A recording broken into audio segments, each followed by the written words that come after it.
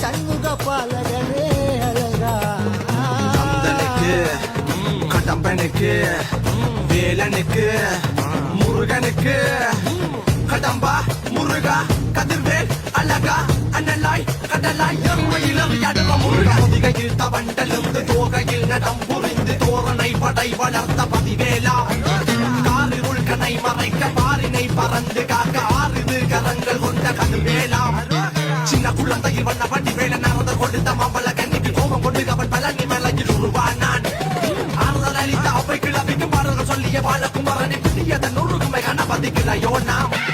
தமிழில் ஒரு கடல் கந்தன் குருபரன் அவன் நாதி சிவன் மகன்